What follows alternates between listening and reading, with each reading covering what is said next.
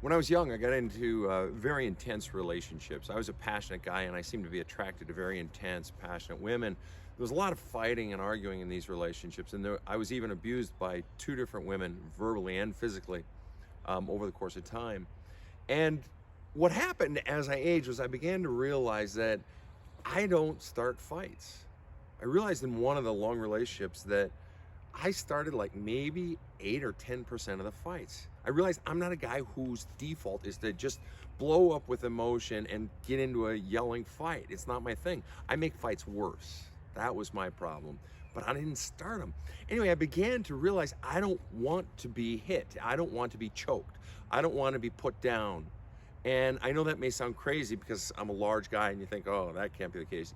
If you think that, you don't understand abuse. It can happen to anyone, even from at the hands of a very small woman. Anyway, so I had to break those cycles. I had to get out of relationships where there's abuse.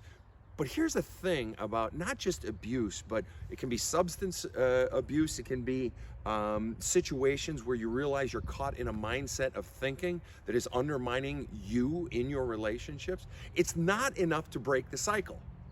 It's not enough to get out of the relationship. It's not enough to end it, because what happens is a void is created. I stopped dating these extremely intense women with this like high velocity of emotion coming roaring out of them. And that wasn't enough, because then I realized into relationships subsequent to that that something was missing, and something felt like it was off, even though the relationship was good. And I realized what it was that fire and that passion was missing, that super hot intensity. And so what I had to do wasn't just to create the void.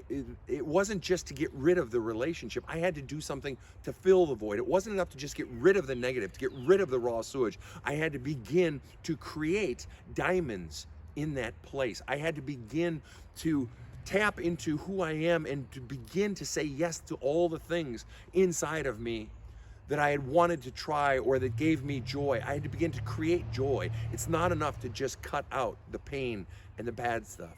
So what void has been created in your life because you've moved out of something used to be old patterns of thinking, old addictions, abuse, whatever it might be? What void has been created that now needs to be filled with goodness? Have a kick-ass day.